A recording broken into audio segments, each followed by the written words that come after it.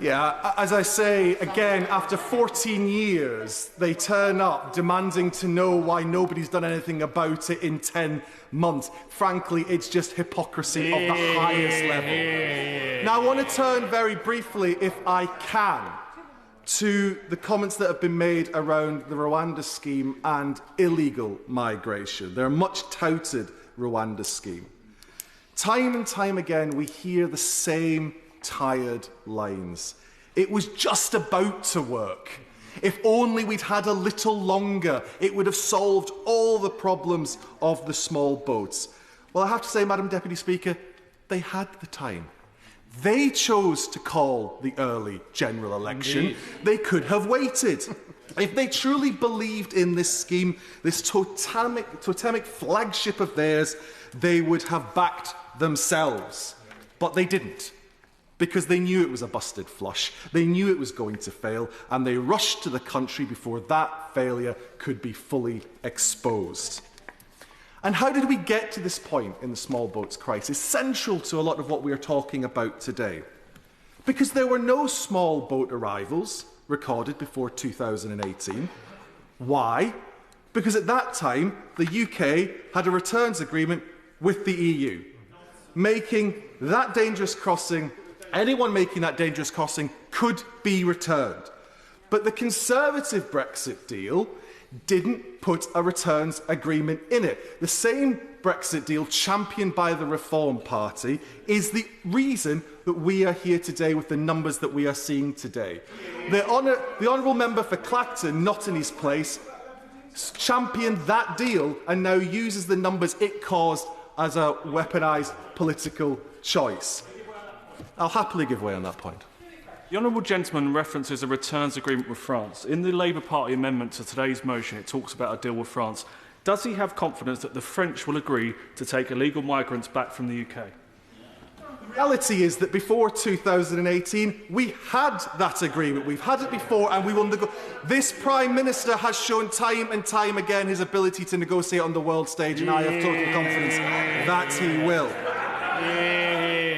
Indeed, I have to say the only surrender that's taken place this week is the surrender of the Honourable Member for Clacton and his sun lounger.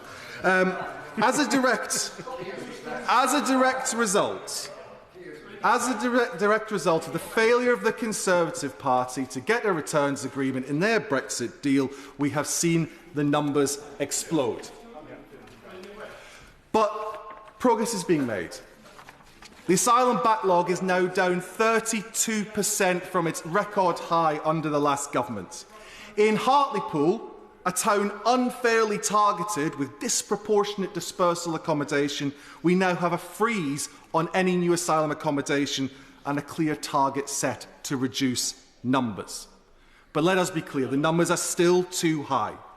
That's why the passage of the Border Security, Asylum and Immigration Bill is absolutely essential. It gives us the ability to utilise counter-terrorism powers to pursue and dismantle the criminal gangs that facilitate these crossings. The powers the parties opposite voted against. But I do believe we have to go further.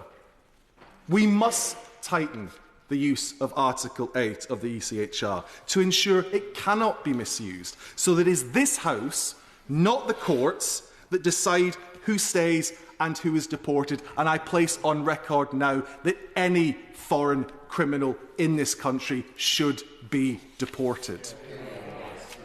And we must strike agreements with international partners so that those people coming on boats can be swiftly returned, because that is the true deterrent. This will not be achieved with Tory gimmicks, nor will it be achieved with reform slogans, but through detailed policy, focused diplomacy and the hard graft that this Labour government has already begun. Madam Deputy Speaker, it is about time that members opposite stopped playing politics with this issue.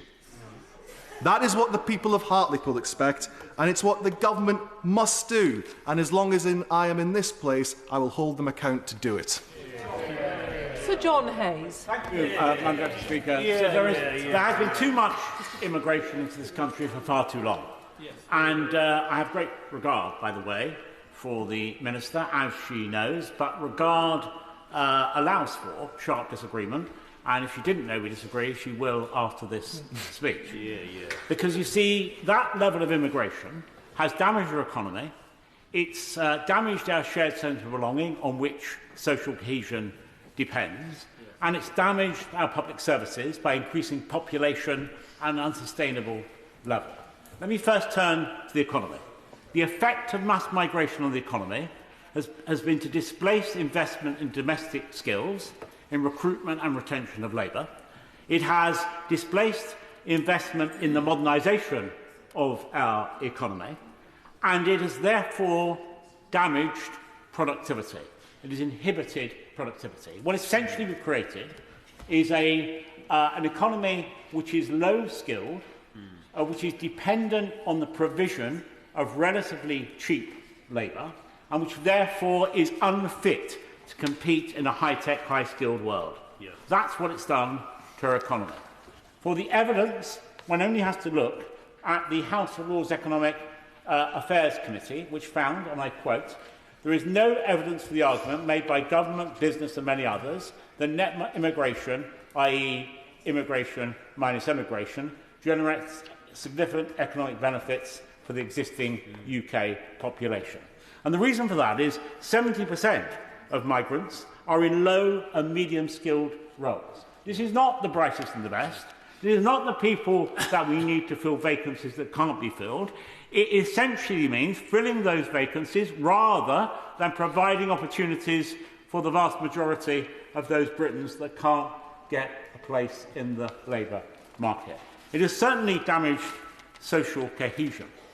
And it has done that by undermining our shared sense of belonging. You simply can't import that number of people, many of whom, by the way, don't speak English as their first language, without significant investment in integration. And even if we were integrating at pace, the sheer volume would make it impossible to hold many of those communities together.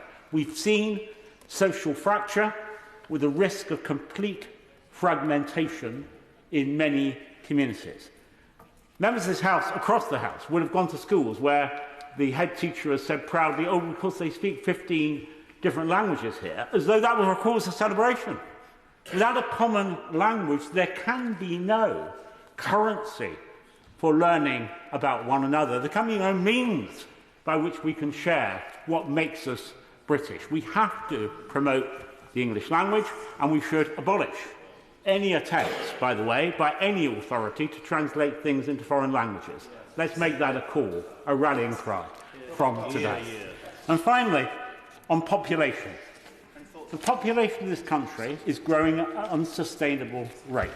We've heard already that on successive governments, and it is successive governments, beginning with the Blair government, and then Tory governments, and coalition governments, and now this government, I'm sorry to say, have failed to recognise that if you increase the net population by 700 to 900,000 a year, this is the combined populations, by the way, of Cambridge, Norwich, Hull, Lincoln, 5 cities, if you like.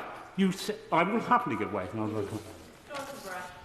Thank you, Madam Deputy Speaker. The honourable member knows I hold him in high regard, but he mentioned the figures of 800 to 900,000 following his list of governments. Can he confirm those figures only ever happened under a Conservative government? I did say that it was under successive governments, and the reason that is, by the way, I don't count him amongst them, but the liberal elite of this country that controls far too much of the establishment and wields too much power is at odds with the understanding which prevails in his constituency and mine of ordinary, everyday working people who recognise what I've just said long ago. Quite right. But were told by people who should have known better that net migration at that level was not only tolerable, but was desirable.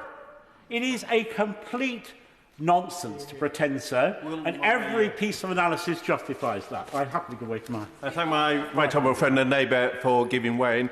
Will he recognise that this concern with the high levels of immigration is as much an issue of democracy and a sense of people not being heard? And I noted the comments from the member for Hartlepool in terms of his support for deportations of foreign-born criminals. But unless the government uses levers, such as on visas, for those countries not